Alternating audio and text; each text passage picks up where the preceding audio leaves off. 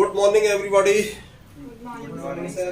तो स्टूडेंट्स, आज का जो हमारा केस है IC Golaknath versus state of Punjab.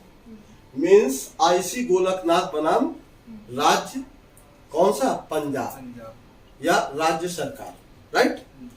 तो यहाँ पर हम पंजाब राज्य की बात कर रहे हैं या पंजाब सरकार की बात कर रहे हैं। तो ये टाइम एक ऐसा टाइम था जब हम आपको बता रहे थे बार बार कि आर्टिकल 13 को याद रखिए हमेशा। आर्टिकल 13 क्लास 2 और आर्टिकल 368 ये पार्ट थर्ड है आपके फंडामेंटल राइट से, और ये पार्ट 20 है आपके फंडामेंटल कॉन्स्टिट्यूशन ऑफ इंडिया का। क्लियर? तो हमारा देश नया नया आजाद हुआ था 1947 में। देश आजाद हुआ 1950 में हमारा कॉन्स्टिट्यूशन ऑफ इंडिया लागू हो गया था, राइट। 26 जनवरी 1950 को हमारा कॉन्स्टिट्यूशन ऑफ इंडिया लागू हुआ। तो ऐसा नहीं है कि प्री कॉन्स्टिट्यूशन लॉ नहीं थे। प्री कॉन्स्टिट्यूशन मींस कॉन्स्टिट्यूशन अर्थात भारत के संविधान के लागू होने से पहले भी नियम थे, कानून भी था या नहीं था? तो होता क्या है, 26 जनवरी 1950 को जब हमारा संविधान लागू हुआ तो हम फिर अपने संविधान के अनुसार चलने लगेंगे, राइट। क्योंकि जब हमारा संविधान लागू हो गया तो संविधान के अधीन ही सारे कानून हैं, ना कि कानून के अधीन संविधान है। संविधान के अधीन सरकार है, संविधान के अधीन कानून है। जो आईपीसी है हमारी, वो किसके अधीन है? हमारे भारत के संविधान के अधीन है। चाहे फिर वो सरकार हो या फिर कोर्ट हो, सब कुछ किसके अंडर है?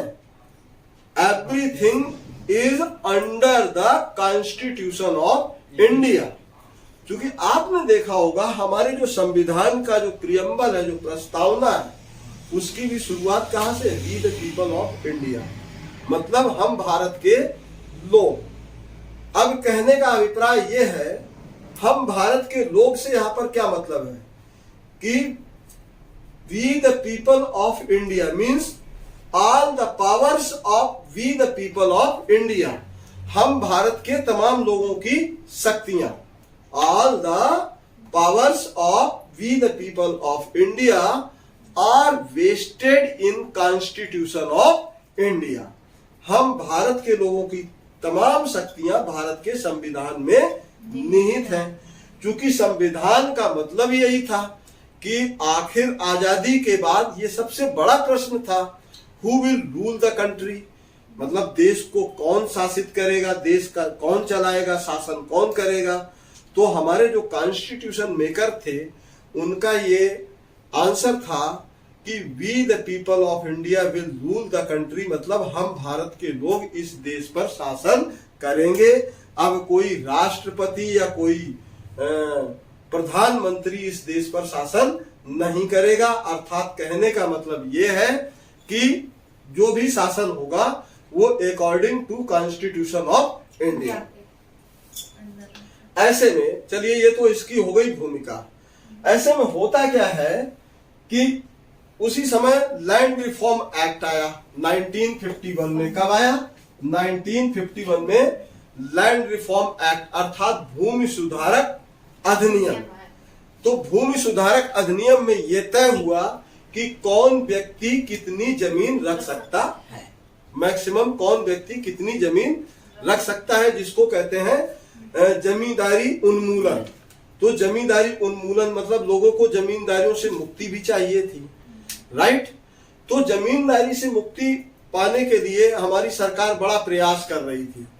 तो उसी बीच क्या हुआ, 1953 में क्या हुआ, 1953 में पंजाब सरकार ने ये डिक्लेयर किया, the person who have more than 30 acres land, the excess land will be snatched और acquired by the state government, right? मतलब वो व्यक्ति जिनके पास 30 एकड़ से ज्यादा लैंड होगी, वो जो एक्सेस लैंड है वो राज्य सरकार के द्वारा जो है क्या कर ली जाएगी, एक्वायर कर ली जाएगी, अधिग्रहित कर ली जाएगी, उनका अधिग्रहण कर लिया जाएगा। क्लियर। अब भाई साहब आईसी गोलकनाथ जो पंजाब के थे, जालंधर के, कहाँ के थे, ये आईसी गोलकनाथ भाई थे, ब्रदर्स थे, अर्थात दो भाई थे।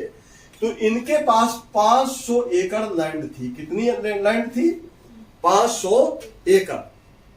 अब 500 एकड़ लैंड जिस व्यक्ति के पास हो, रात को वो 500 एकड़ जमीन का मालिक हो और रातों रात ये एक न्यूज, एक फ्लैश हो या रातों रात एक अधिनियम पारित हो जिसमें ये कह दिया जाए कि जिन व्यक्तियों के पास 30 एकड़ से ज्यादा लैंड है वो सरकार जो है क्या कर लेगी, जब्त नहीं कर लेगी, अधिग्रहित कर लेगी या जब्त। एक तरह से उन्होंने जब्त करने का ही काम किया था। Is that clear. तो लेकिन वो सरकारी भाषा में, आधिकारिक भाषा में कहें तो अधिग्रहण कर ले। Is that clear. तो जैसे ही ये बात आई तो आईसी गोलकनाथ जो है भाई साहब मूव कर गए, कहां पे, सुप्रीम कोर्ट ऑफ इंडिया में। तो under article 32 this is the provision कि जब कभी भी हमारे फंडामेंटल राइट्स के वायलेटिव कोई भी गवर्नमेंट, कोई भी स्टेट अगर कार्य करता है तो हम उसके against direct without going lower court, high court, we can directly appear to the Supreme court of India. मतलब हम अंडर आर्टिकल 32, ये फंडामेंटल राइट्स है, पार्ट 3 है, इसके अंतर्गत हम सीधे सुप्रीम कोर्ट ऑफ इंडिया का रुख कर सकते हैं। और ये आर्टिकल जो है 32, ये क्या है, ये हमारे फंडामेंटल राइट्स की गारंटी है। इसको हम प्रोटेक्टर भी कह सकते हैं, इसको हम जो है रेमेडीज भी कह सकते हैं। ये हमारे फंडामेंटल राइट का उपचार करने वाला अनुच्छेद है।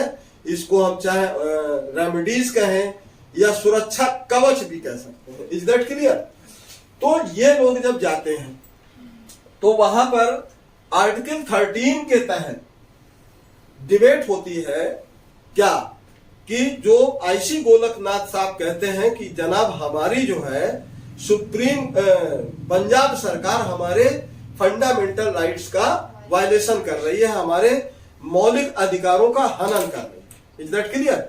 अब जब मौलिक अधिकारों की हनन की बात आती है तो कहते हैं कि सुप्रीम कोर्ट ऑफ इंडिया की क्वेश्चनिंग थी कि कैसे तुम्हारे मौलिक अधिकारों का हनन हो रहा है। तो फाइव काइंड इंफॉर्मेशन उन्होंने कहा, सर ये तो कॉन्स्टिट्यूशन ऑफ इंडिया को भी ओवर रूल कर रहे हैं, ओवरलैप कर रहे हैं। कैसे ओवरलैप कर रहे हैं कि भाई सीधी सी बात, हमारे part 3 fundamental right article 13 clause 2 ये कहता है कि पार्लियामेंट ऐसा कोई भी लॉ एक्सरसाइज नहीं कर सकती है, ऐसा कोई भी कानून नहीं बना सकती है जो कानून सिटीजन्स के फंडामेंटल राइट्स की रिस्पेक्ट ना करते हो या सिटीजन्स के फंडामेंटल राइट्स के वायलेटिव हो। राइट।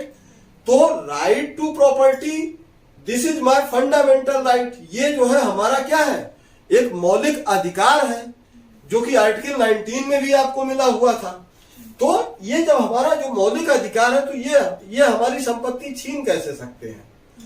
दूसरी तरफ सरकार का ये कहना था कि श्रीमान जी कोर्ट से कि श्रीमान जी under article 368 means parliament has unlimited power. अब बात ये हो रही है कि यहां पर केस पहले भी जो है शंकरी प्रसाद का आ चुका था। राइट। जो शंकरी प्रसाद वर्सेस यूनियन ऑफ इंडिया था। राइट। तो उसमें भी ये बात ये डिबेट हो रही थी, हाई कोर्ट में भी ये डिबेट हुई, सुप्रीम कोर्ट में भी बार बार डिबेट हुई कि क्या वास्तव में पार्लियामेंट के पास इतने पावर्स हैं कि वो कॉन्स्टिट्यूशन के किसी भी प्रोविजन को जो है अमेंड कर सकता है। तो ये था कि हाँ, पार्लियामेंट के पास वास्तव में पावर है कि पूरे कॉन्स्टिट्यूशन के किसी भी पार्ट को, किसी भी प्रोविजन को अमेंड किया जा सकता है। तो इस पर सुप्रीम कोर्ट ऑफ इंडिया ने इनके पावर्स को रिड्यूस करते हुए ये कहा, रिस्ट्रिक्शंस करते हुए ये कहा कि I have no problem, Parliament has unlimited powers. लेकिन इनके पावर्स अनलिमिटेड नहीं है, इनके पावर्स लिमिटेड है। आप ऐसा कोई लॉ नहीं बना सकते हो जो सिटीजन्स के फंडामेंटल राइट्स के वॉयलेटिव हो या हमारे कॉन्स्टिट्यूशंस के बेसिक स्ट्रक्चर्स का के जो है वायलेटिव हो। मतलब बेसिक स्ट्रक्चर्स को आप टच किए बिना आपको जो भी लॉ बनाना है बनाइए। बाद में एक क्वेश्चंस और इन्होंने पार्लियामेंट ने एक और अमेंडमेंट किया, ये 17th अमेंडमेंट ले आए थे। 17th अमेंडमेंट में लाते हुए इन्होंने कहा जमींदारी उन्मूलन को से चूंकि कि भाई parliament supreme court of India bar bar parliament को कमजोर करने का प्रयास करता था। बेसिकली कमजोर नहीं कहेंगे, कमजोर कहना गलत होगा, वो पार्लियामेंट के द्वारा हो रही गलतियों को सुधार करने का प्रयास कर रहा था। कौन? Supreme court of India. और पार्लियामेंट को ऐसा लगता था कि सुप्रीम कोर्ट हमें कमजोर करने का प्रयास कर रहा है और ये बार बार ऊपर आने का प्रयास करते थे। तो इन्होंने क्या किया, 17th अमेंडमेंट में इन्होंने एक जो है ये लॉ लाए कि कोई भी अगर हम कानून बनाएंगे उसको क्या कर देंगे, 9th शेड्यूल में डाल देंगे। और उस पर यह कहा गया कि अगर कोई लॉ पार्लियामेंट एक्सरसाइज करती है और उसे अगर 9th शेड्यूल में इंसर्ट कर दिया जाता है तो उसका जुडिशियल रिव्यू नहीं हो सकता है। तो इस पर भी पार्लियामेंट सुप्रीम कोर्ट में डिबेट हुई कि क्या ऐसा कोई लॉ बना दिया गया है जो पार्लियामेंट के द्वारा अगर उसे 9th शेड्यूल में डाल दिया जाए तो सुप्रीम कोर्ट ऑफ इंडिया सिर्फ एक म्यूट विटनेस, एक म्यूट ऑडियंस की तरह रहेगी क्या, एक मूक दर्शक की तरह बनी रहेगी क्या? तो उन्होंने कहा नो, ऐसा कोई भी लॉ जो सिटीजन्स के राइट्स के वायलेटिव होगा, जो कॉन्स्टिट्यूशंस के मूलभूत तत्वों के साथ छेड़छाड़ करता होगा, उसका जुडिशियल रिव्यू होगा। Is that clear? कुल मिलाकर के यहाँ पर ये जो आईसी गोलकनाथ के केस में 11 जजेज की बेंच थी। कितने जजेज की? इसको नोट डाउन कर लीजिए। इसमें 11 जजेज की बेंच कॉन्स्टिट्यूट हुई, ठीक है, और ये केस चला। उसी बीच जो है ये जो हमारा एक चाइना जो देश है, माओ जेडोंग, वहां के प्रेसिडेंट हुआ करते थे चाइना के, उन्होंने भी यही गलती की थी। इन्होंने 31 अक्टूबर 1949 को एक लॉ लाए थे। चूंकि वो तो कम्युनिस्ट देश है, कौन सी कंट्री है वो? कम्युनिस्ट कंट्री है। और कम्युनिस्ट मतलब साम्यवादी विचारधारा के लोग हैं। उन्होंने क्या किया कि उन्होंने भी एक लॉ पास किया कि भाई जो इतने से ज्यादा संपत्ति रखेगा वो अधिक संपत्ति जो है सरकार के द्वारा छीन ली जाएगी और बाकी लोगों में बांट दी जाएगी।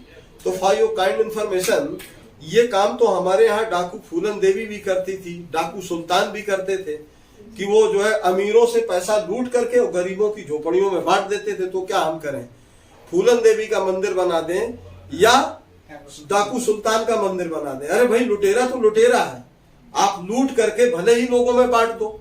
तो ये तो जो प्रैक्टिस थी ये कौन सी थी? ये एक तरह से लुटेरे वाली प्रैक्टिस थी। अब होता क्या है, आर्टिकल 13 क्लास 2 ये कहता है कि भैया ऐसा कोई भी कानून, ऐसा कोई भी लॉ पार्लियामेंट नहीं बना सकती है जो सिटीजन्स के फंडामेंटल राइट्स के वायलेटिव होंगे। ओवरऑल होता यह है कि आर्टिकल 368 एंड आर्टिकल 13 क्लास 2 में एक वार चलता है और सुप्रीम कोर्ट ऑफ इंडिया में ये केस जो है किसके फेवर में फाइनल होता है? ये केस आईसी गोलकनाथ के केस फेवर में फाइनल होता है। It's okay students, today's topic supreme court of India landmark case Sajjan Singh versus state of Rajasthan, right? तो आज का हमारा केस है सज्जन सिंह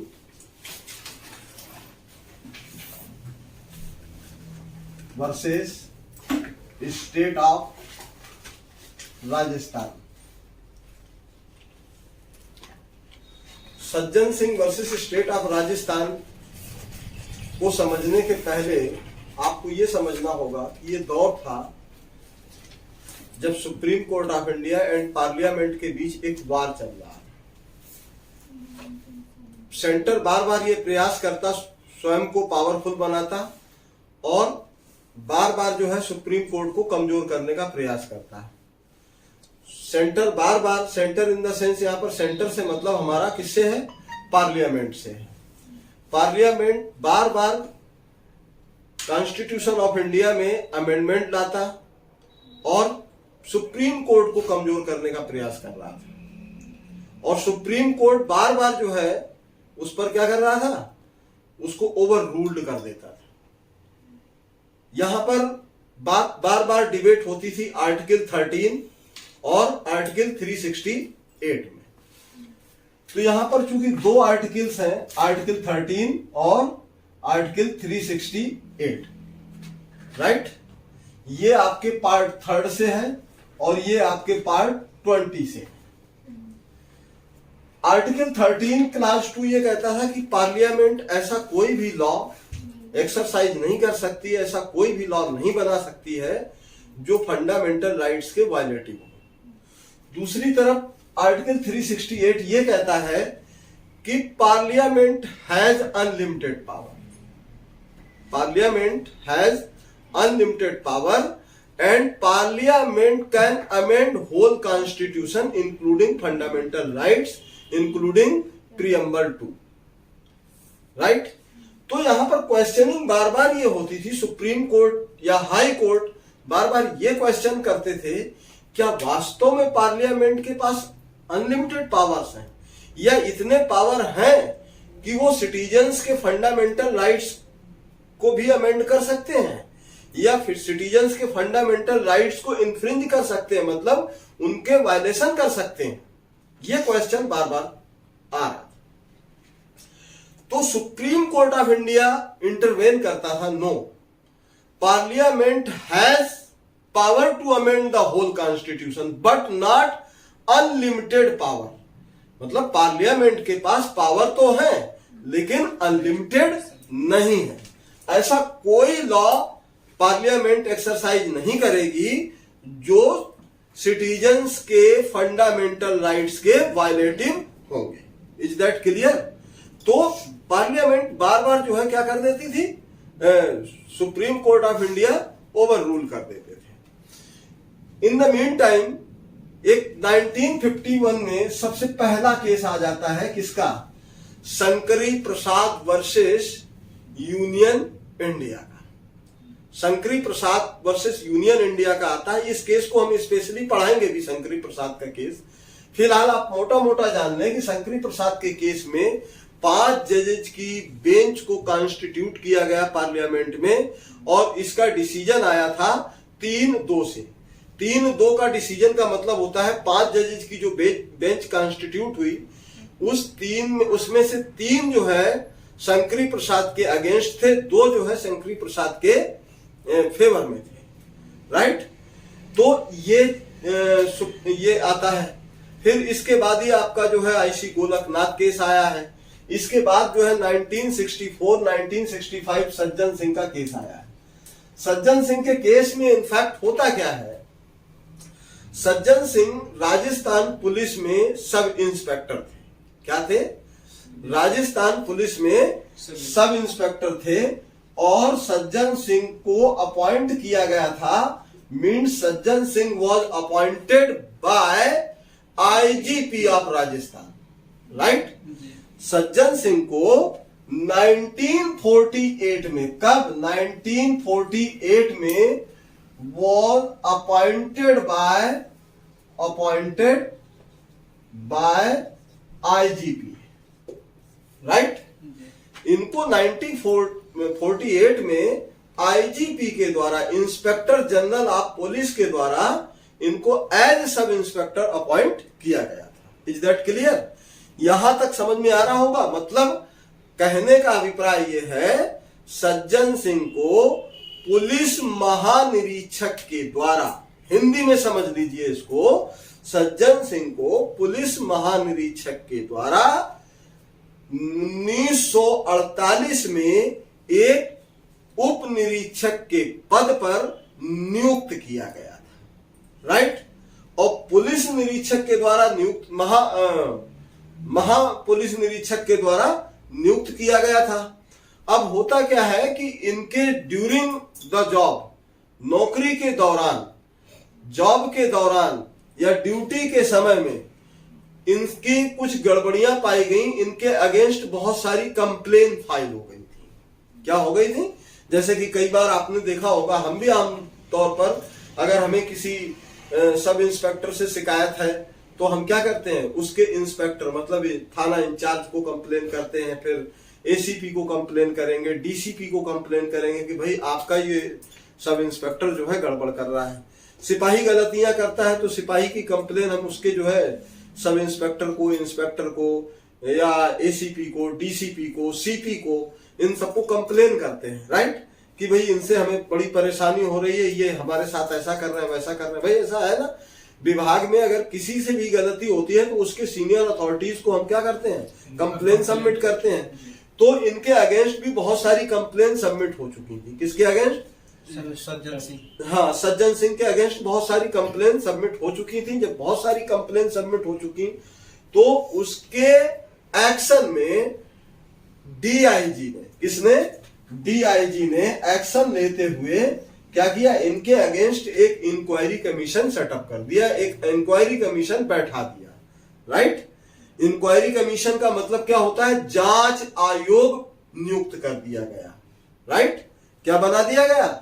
एक जांच आयोग बना दिया गया और जांच आयोग की टीम को ये निर्देश दिए गए कि इनके विरुद्ध जो भी कंप्लेंट्स आई हैं उनकी निष्पक्ष जांच करें। क्लियर? तो निष्पक्ष जांच के दौरान वो जो जांच आयोग है इनको क्या पाता है? सज्जन सिंह को दोषी पाता है। मतलब कहने का अभिप्राय यह है कि जो लोगों की कंप्लेन थी, लोगों की जो शिकायतें थी वो सही शिकायतें थी। अब सही शिकायतें पाई जाने पर या जांच में सही पाए जाने पर वो क्या करते हैं, डीआईजी साहब इनको डिसमिसल ऑर्डर दे देते हैं। क्या कर देते हैं? सर्विस से बर्खास्त, खत्म, राइट। तो जैसे ही डिसमिसल ऑर्डर देते हैं तो अंडर आर्टिकल 226 जो है, किसमें? अंडर आर्टिकल 226 में ये जाते हैं हाई कोर्ट। कहा जाते हैं? High court. वहां पर डिबेट चलती है और लॉन्ग डिबेट के बाद यहां पर भी जो है ये शायद, चूंकि वो दौर था कि बार बार जो है सुप्रीम कोर्ट ऑफ इंडिया जो है और पार्लियामेंट के बीच क्या चल रहा था? एक वार चल रहा था और उस वार में जो है हमेशा हाई कोर्ट या सुप्रीम कोर्ट को कमजोर किया जा रहा था और पार्लियामेंट को मजबूत बनाया जा रहा था। तो सज्जन सिंह की जो दलील थी, सज्जन सिंह ने कहा कि ये जो ऑर्डर है मेरे अगेंस्ट, जो किसने? डीआईजी ने मुझे डिसमिसल ऑर्डर दिया है, ये बेसिकली ऑर्डर अनलॉफुल है। अनलॉफुल कैसे है? मतलब गैर कानूनी है। मेरी बर्खास्तगी भी गैर कानूनी है। क्योंकि हम सबसे पहले किसको फॉलो करते हैं? Constitution of India, right. तो कॉन्स्टिट्यूशन ऑफ इंडिया का आर्टिकल 311, कौन सा आर्टिकल? आर्टिकल 311, ये 311 में ये प्रोविजन है, ठीक है। 311 ये कहता है कि किसी भी पब्लिक सर्वेंट को, पब्लिक सर्वेंट का मतलब समझ रहे हो? जो जनता का सेवक है, राइट, और वो सरकारी कर्मचारी है।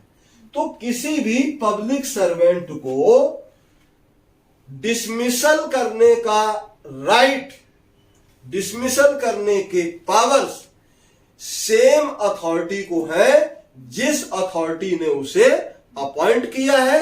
या तो सेम अथॉरिटी उसे डिसमिस कर सकती है या उसकी सुपीरियर अथॉरिटी। मतलब या तो यहां पर अपॉइंटमेंट किसने किया था? आईजीपी ने, इंस्पेक्टर जनरल ऑफ पुलिस ने, अर्थात पुलिस महानिरीक्षक ने किया था। तो आर्टिकल 311 के अकॉर्डिंग, आर्टिकल 311 के अकॉर्डिंग कौन इसको डिसमिस कर सकता था? या तो आईजीपी डिसमिस कर सकते थे या आईजीपी से की सुपीरियर अथॉरिटी, इनका भी कोई सीनियर हो, केवल वही इन्हें डिसमिस कर सकते थे।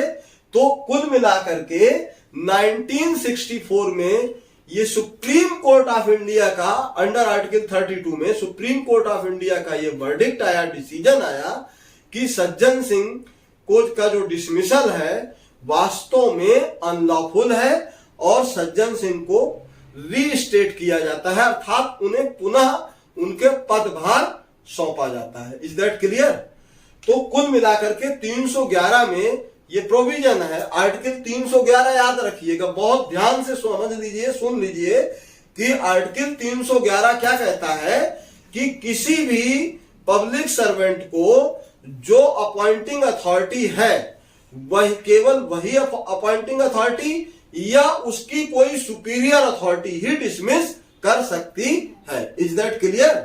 तो इस तरीके से ये जो है केस रिजॉल्व होता है। और आज का हमारा जो क्वेश्चन है वो क्वेश्चन है कि क्या पार्लियामेंट के पास इतने पावर्स हैं कि वो फंडामेंटल राइट्स को भी क्या कहते हैं अमेंड कर सकते हैं? क्या पार्लियामेंट के पास वास्तव में इतने पावर हैं कि वो भारत के संविधान के प्रियम्बल को भी अर्थात प्रस्तावना को भी क्या कर सकते हैं? अमेंड कर सकते हैं, संशोधित कर सकते हैं। इसी के साथ ये मेरे 2 क्वेश्चंस हैं। प्लीज कमेंट बॉक्स में इन प्रश्नों के आंसर जरूर दें। और अगर मेरा ये वीडियो पसंद आया हो तो प्लीज इसे लाइक करें, सब्सक्राइब करें और अपने मित्रों के साथ शेयर करें। Thank you very much.